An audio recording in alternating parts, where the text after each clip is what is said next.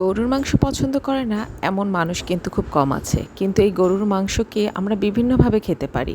তো আজকে নিয়ে এসেছি খুব মজাদার গরুর মাংসের কোফতা কারি। আসসালামু আলাইকুম, আশা করছি সবাই ভালো আছেন, আমরা সবাই ভালো আছি। তো আজকের রেসিপিটি আশা করছি দেখেই বুঝতে পারছেন অনেক বেশি সুস্বাদু এবং অনেক বেশি মজাদার। আশা করছি রেসিপিটি দেখে সবাই বাসায় চেষ্টা করবেন এবং বুঝতে পারবেন যে আসলে আমার বলা কথাগুলো কতটা সত্য।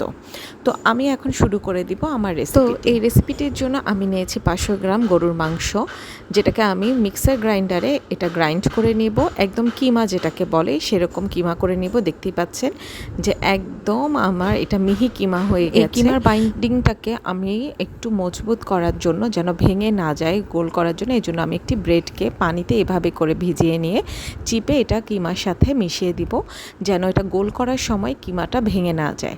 আর আমি কি মশলা নিয়ে নিয়েছি এখানে 3 টেবিল চামচ আমি বেসন নিয়েছি, লবণ, চিলি ফ্লেক্স নিয়েছি, জিরা গুঁড়া নিয়েছি 2 চা চামচ, গরম মশলা গুঁড়া নিয়েছি 1 চা চামচ, আর এখানে আদা রসুন বাটা দিয়েছি আমি 2 টেবিল চামচ। তো আমি এখানে সবগুলো মিশ্রণ একসাথে এই কিমার মধ্যে ঢেলে নিব এবং এটাকে একসাথে মাখিয়ে নিব। তো আর আমি দিয়ে দিব এটার সাথে বেরেস্তা করা পেঁয়াজ এবং পুদিনা পাতা আর মিহি করে কাটা কাঁচামরিচ। বেরেস্তাটা 1 কাপ পরিমাণ দিলেই হবে। তো আমি এখানে সবগুলো উপকরণ খুব ভালো মতো মাখিয়ে নেব, যেন উপকরণগুলো প্রত্যেকটা মিশে যায় কিমার সাথে। তো এটা যখন ভালোভাবে মাখা হয়ে যাবে, আমি একটু দু হাতে তেল মাখিয়ে নিব, যেন গোল করতে আমার বেশ সুবিধা হয়।